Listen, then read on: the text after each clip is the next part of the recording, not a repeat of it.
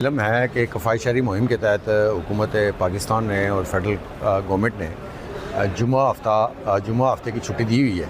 और ये सिलसिला जब पेट्रोल की प्राइसेस बढ़ी थी और ईरान अमेरिका की जंग तूल पकड़ी चुकी थी, अब तो चूँकि मतलब सीज़फायर हो चुका है और सीज़फायर अभी आगे एक्सटेंड भी हो चुका है, लेकिन उसके समरात हमें समझ नहीं आ रही है।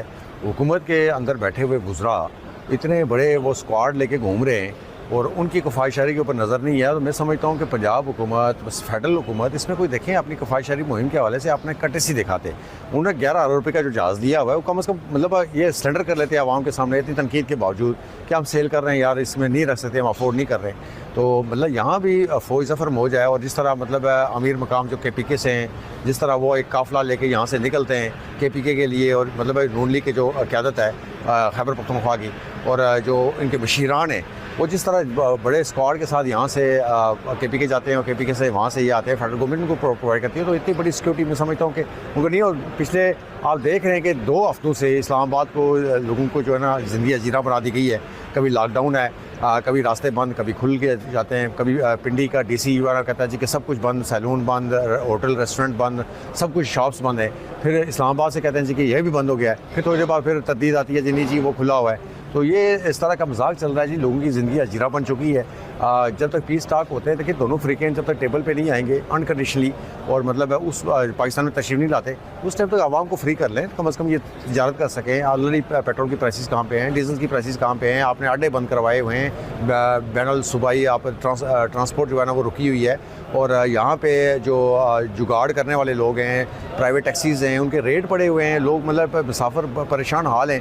तो कुछ मुसाफिरों ने लोगों ने जो है ना हॉस्पिटल का रुख करना होता है, एमरजेंसी की सूरत में पब्लिक ट्रांसपोर्ट ना होने के बराबर है। आपने मेट्रो बंद की हुई है। जिस तरह आप कचहरी के अंदर ही आप कवर कर रहे हैं, जुमे का दिन है, जुमे के दिन आपने कफ़ाई शहरी के तहत जो है ना छुट्टी दी हुई है, लेकिन 2 मजिस्ट्रेट हमारे यहाँ बैठते हैं जो एमरजेंसी केसेस जो मतलब रिमांड वगैरह का या जुडिशल्स का वो करते हैं, इंटरटेन करते हैं। तो उस हवाले से आप देख रहे हैं कि यहाँ सन्नाटा सा है, वो वकला आ ही नहीं रहे हैं। ये बताइएगा कि जैसे सन्नाटा छाया हुआ है, वकला भी ऐसे ही आते हैं, साइलिन तो ज़्यादा मुतासर होते हैं, तो वकला के क्लाइंट भी ज़्यादा मुतासर होते हैं। तो ये जिस तरह एक बिजनेसमैन ताजर की दुकानें बंद कर दे तो उसका कारोबार ख़त्म हो जाता है, तो वकला के लिए भी मसला आप दुरुस्त कर रहे हैं। लेकिन देखें ये G11 डिस्ट्रिक्ट कोर्ट जो है ये रेड जोन में नहीं आती।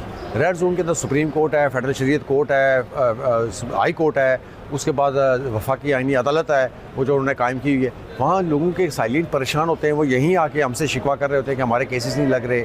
और कुछ लोगों के एम्बेसीज़ की अपॉइंटमेंट होती है, वो 6-6 साल बाद उनकी अपॉइंटमेंट मिलती है, वो अपॉइंटमेंट की डेट्स थी वो इसी की नज़र हो गई हैं। तो मतलब बहुत सारे लोग जो है इस वक्त नौजवान मतलब बैरून मुल्क की तरफ रुख कर रहे हैं। तो ये सारा सूरत हाल है कि एम्बेसीज़ का जो है रेड जोन का एरिया बंद कर दिया हुआ है। ये रेड जोन में नहीं आता, लेकिन यहाँ पे साइलिन आते हैं हमारे पास। लेकिन आज छुट्टी के बायस आप देख रहे हैं सन्नाटा छाया।